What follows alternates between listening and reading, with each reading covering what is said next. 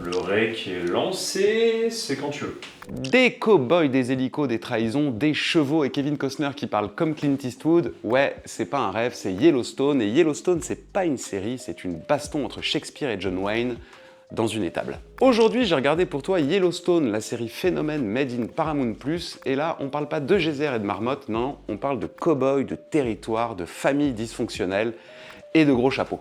Yellowstone, c'est un peu Dallas avec des fusils, Succession à cheval ou Les Sopranos mais dans le Montana. Et spoiler alerte, ça fonctionne à fond. La série créée par Taylor Sheridan, c'est un mélange parfaitement dosé de drame familial, de politique locale, de crise identitaire et de bison au galop. Et au centre, le ranch des Dutton, une famille pas vraiment connue pour sa tendresse. On y suit John Dutton, patriarche, joué par Kevin Costner, en mode baroudeur fatigué, aussi charismatique qu'un totem indien sculpté au whisky. Et là, tu te dis, Kevin Costner dans une série? Kevin Costner dans une série? Eh ben oui, et il est monumental, il joue pas un cow-boy, il est le cow-boy. Le mec transpire le cuir, le silence et l'autorité. C'est un peu la version cow-boy de Logan Roy, mais avec une Winchester. Autour de lui, une galerie de personnages barrés, touchants, brutaux, parfois tout ça en même temps. Mention spéciale, bien sûr, à Bess Dutton, sa fille, jouée par Kelly Reilly. Alors elle, c'est un peu le feu de forêt dans un shot de tequila. C'est la réplique la plus cinglante du Montana, la gifle émotionnelle permanente. Et tu sens que Kelly Reilly s'éclate à faire exploser les dialogues. Et qui est toujours à côté d'elle ou dans son ombre, selon les jours, Rip Wheeler, l'homme de main, le cow-boy silencieux, le cœur loyal sous 90 kilos de muscles et de fureur retenue. Cole Hauser l'interprète avec une intensité brute, genre Jack Pearson de This Is Us, mais avec du sang séché sur la chemise. C'est le mâle alpha idéal pour les terres sauvages, ultra viril mais émotionnellement mature, capable de poignarder un mec le matin et de rassurer un poulain l'après-midi, un cow-boy qui pleure dans l'écurie après avoir cassé 3 dents à main nue. Du pur fantasme bien sûr de robustesse, mais ça marche, vous l'aurez compris, chez les Dutton, le silence parle, le regard tue et les chevaux jugent. Bref, Yellowstone, c'est le Far West version HBO, mais sans qu'on t'explique pendant 10 minutes ce que veut dire le mot héritage.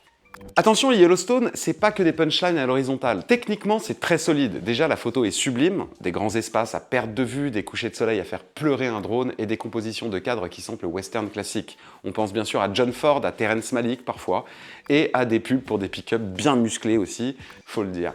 Mais surtout, filmer des gens qui galopent à cheval dans des montagnes sans que ce soit flou, répétitif ou mou, c'est un art. Et là-dessus, Yellowstone maîtrise. La caméra est souvent sur rail ou en hélico, ou elle est... Putain, pourquoi il y a des ou partout là? C'est quoi ce Rmar qui a écrit ce texte de merde là, sans déconner? Rappelez-moi le mec qui nous écrit toutes les vidéos là, parce que ça va pas du tout là. On le paye 2,50 € quand même le papier, bordel. Mais surtout, filmer des gens qui galopent à cheval dans des montagnes sans que ce soit flou, répétitif ou mou, eh ben c'est un art. Et là-dessus, Yellowstone forcément maîtrise. La caméra est souvent sur rail, en hélico ou à l'épaule en steady rig, mais elle suit toujours le rythme naturel du mouvement. Il y a une vraie science du poids et de l'élan dans la façon de cadrer les chevaux. On sent la vitesse, la tension, le contact avec la terre. Et ça, c'est pas donné à toutes les séries. La réal, elle est propre, nerveuse quand il faut et contemplative le reste du temps. C'est pas révolutionnaire, mais c'est efficace et très cinématographique. Et ça fait plaisir de voir une série américaine qui assume un rythme posé, qui prend le temps de s'installer, de respirer, avant de te coller une baston dans la boue ou une trahison dans le salon. Et niveau genre, justement, c'est très hybride. C'est un néo-western, un western de notre époque. Les chevaux sont là, mais les enjeux ont changé. On est plus proche d'impitoyable que de la chevauchée fantastique. Ici, le Far West, c'est un champ de bataille juridique, politique, psychologique. C'est à la fois un drame contemporain, un polar, une saga politique, et parfois même une méditation sur l'identité américaine.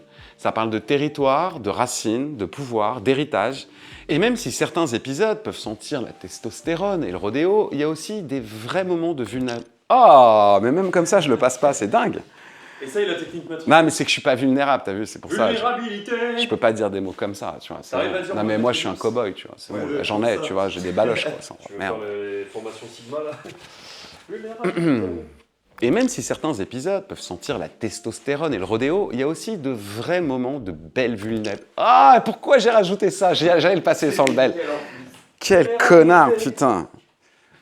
Et même si certains épisodes peuvent sentir la testostérone et le rodéo, il y a aussi de vrais moments de vulnérabilité.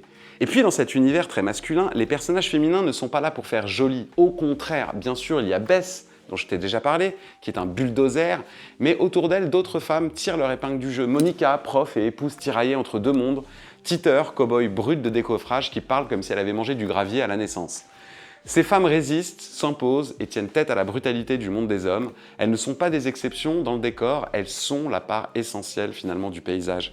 Et franchement, ça fait du bien de voir ça dans un western moderne. Bon, soyons honnêtes, il y a des longueurs. Hein. Des fois, t'as l'impression de regarder une réunion de ton conseil municipal filmé en 4K. Rapport numéro 20, boulevard de l'Aviation, signature d'une convention avec Enedis pour, là, une autre station de recharge de véhicules électriques de Burger King. Burger King.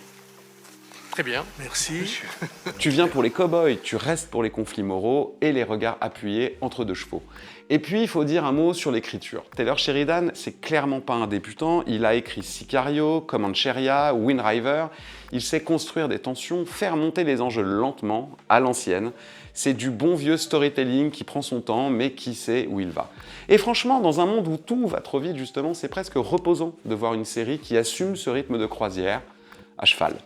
Alors Yellowstone, est-ce que c'est pour toi? Si tu aimes les séries de pouvoir, les conflits familiaux à la Shakespeare, les paysages de ouf et les grosses voix graves qui disent des phrases définitives à chaque épisode, alors oui, carrément. C'est pas une série parfaite, c'est une série cohérente, bien jouée, visuellement splendide et portée par des acteurs qui ont l'air d'y croire à fond. C'est du bon télécinéma avec des bottes et des flingues. Voilà, c'était J'ai regardé pour toi Yellowstone, un western moderne, un soap viril, un drame américain, un peu tout ça à la fois finalement. Et franchement, ça se regarde tout seul, surtout si t'as une petite envie de nature, de tension et de chevaux qui galopent dans le coucher de soleil. Si t'as aimé cette chronique, pense à liker, à t'abonner et à me dire en commentaire, c'est quoi ta série familiale dysfonctionnelle préférée? Allez, à très vite et d'ici là, garde ton Stetson et tes principes.